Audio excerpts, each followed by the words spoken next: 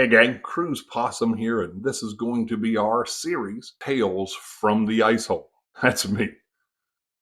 What this is going to be is I grew up in Atlanta, Georgia, with the Atlanta Flames and being as close to them as you could possibly get. My father was the beat reporter for the Atlanta Flames for the Atlanta Journal Constitution. So I have insider stories that I'm going to regularly pass on to you on this channel. So let's head down to the clubhouse in Atlanta, Georgia, and see what's on tap.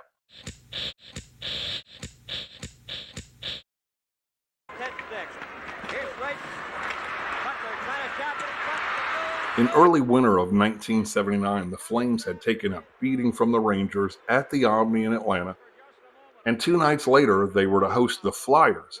In between those 2 nights, my father had gone to the clubhouse to enjoy a night out and to beat the bushes to see what storylines might fall out of them onto his yellow legal pad. Many of the Flames and a couple other sports personalities from the Atlanta scene were on hand at the clubhouse that night, and Doc and Lysiak were sitting at a table. Tommy stood up and headed towards the bar to get drinks. As he walked up to where Smitty and Coach were sitting, he smiled, acknowledged both of them, and ordered a couple drinks. As he waited for his drinks to come, a very attractive couple females approached. One of them spoke and said, "Aren't you Tommy Lysiak?" as she raised an eyebrow, knowing fully well he was. Tom turned and spoke in that swagger that only the 1970s NHL could have produced. "Yes, ma'am, I am." The drinks had just been delivered to Tom, and he took them in one hand, and he gave her a gallant handshake and a smile. She then looked at him, holding onto his hand for a lingering second, with a disappointed and disapproval that you could see coming. "You have a game tomorrow and you just lost last night and you're drinking hard liquor?"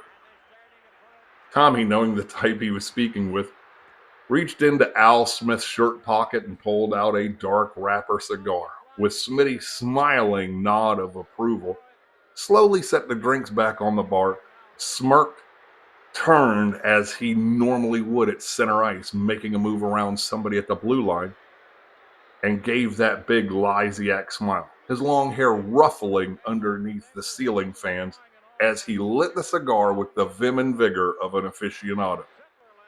Blowing a cloud of smoke deep into the nighttime air of Atlanta, he listened to her continue. "A professional hockey player drinking and acting this way, now smoking a cigar during the season?"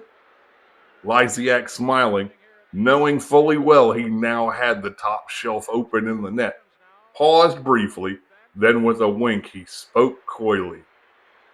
"And I sometimes get laid." That was the swagger and vibrato of the 1970s NHL on full display. Helmetless warriors, working out hard, skating even harder, and enjoying life as fast as it came to them daily. I was lucky enough to live through this chaos and as close as a person could because my father was, as I said before, the beat reporter for the Atlanta Flames for many seasons in Atlanta.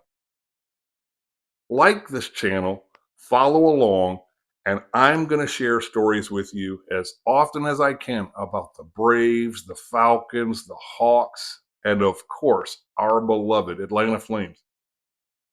Hell, I might even toss in a world championship wrestling story here and there. I want to wish every single one of you a happy new year, and let's kill it in 2026. Help me grow this channel by liking, sharing, and commenting below.